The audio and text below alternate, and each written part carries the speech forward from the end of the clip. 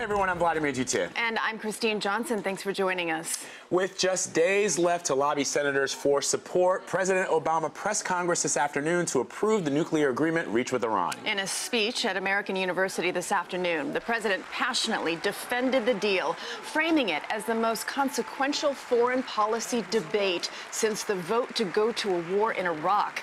The deal would lift economic sanctions on Iran in exchange for a series of nuclear restrictions.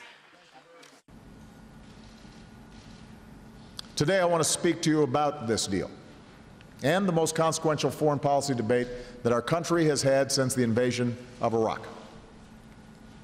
As Congress decides whether to support this historic diplomatic breakthrough or instead blocks it over the objection of the vast majority of the world.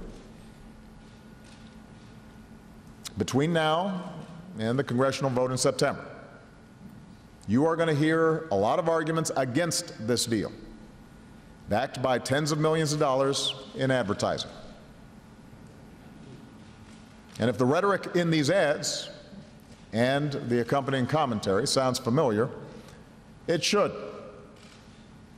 For many of the same people who argued for the war in Iraq are now making the case against the Iran nuclear deal. Let's get straight to Chief White House Correspondent Major Garrett, who was watching this with us. Major, thanks for being here. It seemed to us, as we were watching this, that the president could hardly hide his disdain for opponents of the deal. What do you make of the address? I think it's the most important speech the president has given or will give on the Iran deal, and here's why. Congress is about to leave for 1 month for a congressional recess.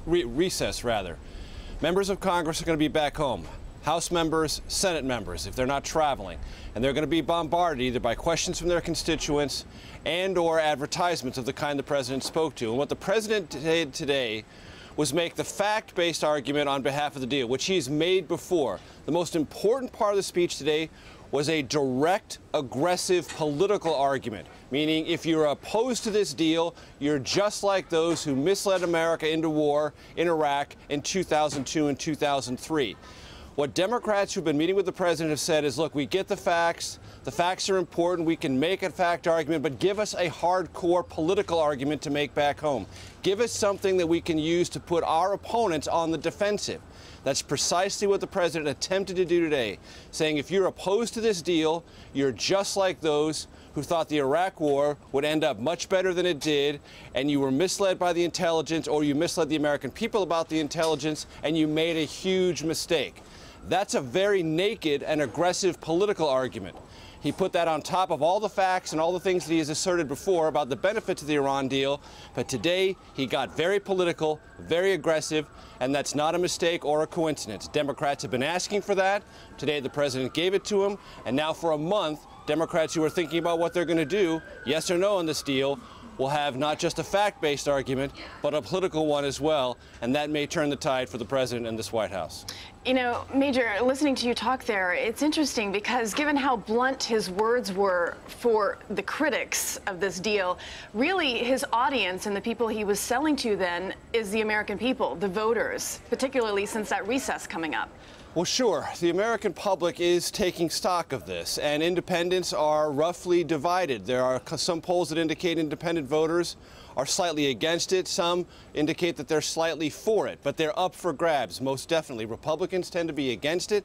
Registered Democrats tend to be for it, and usually the same proportional numbers.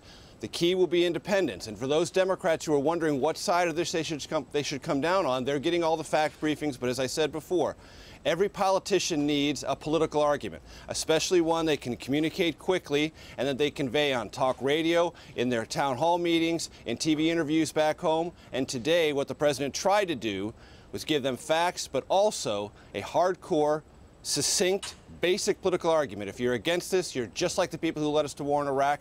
That has a resonance. That has a click factor. It has a memory factor, if you will, because the dangers with Iran and a nuclear weapon are slightly more abstract. The sense of misgiving most Americans have about the decision to go to war in Iraq is far less abstract. And so the president tried to give those who are thinking about what to do on this in the Democratic House and Senate a means by which to make the fact argument, but most importantly, in this intervening 4 to 5 weeks back home, a hardcore political argument. Major, let's listen to the president at the end of his speech, and I want to ask you a question about it at the end of it. If Congress kills this deal, we will lose more than just constraints on Iran's nuclear program or the sanctions we have painstakingly built. We will have lost something more precious: America's credibility. You know, Major, the president's saying America will lose credibility. At one point during the speech, he said that all of our partners, with the exception of Israel, are supportive of this deal and that those countries will not be led astray by the United States Congress. What do you make of that? Well, the president is a bit over-cranking the level of support internationally for this. Yes, all the coalition partners, China, Russia, Great Britain, Germany, France, they're all for it. The European Union is generally for it. Israel is not. And Gulf states are, if they're for it, they're very quietly for it. And some are neutral about it, and some have private misgivings. So it's not as if there's only one sector of the world, Israel and the United States Congress, that's skeptical about this deal. The president sort of glossed over that a little bit. But the point he's trying to make is this was a multinational diplomatic approach. And some of the partners, Russia, China, and other European nations, did have to sacrifice a little bit economically to impose the sanctions that brought Iran to the negotiating table. That is a fact, and there's no question about it.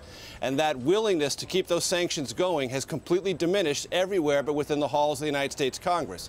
So the president's argument is, if you want a better deal and you kill this one, it's going to be U.S. sanctions and nobody else, and we'll be back to unilateral action against Iran, which he argues will not be as aggressive and not be as formidable in preventing them from obtaining a nuclear weapon as this deal. I will tell you this. Right now, the White House believes it can sustain a veto, which is what this entire game is about. It's not about Congress embracing this with a majority vote. That's not what's going to happen. The House is going to reject it, and the Senate's going to reject it. Why? Because they're both in Republican hands.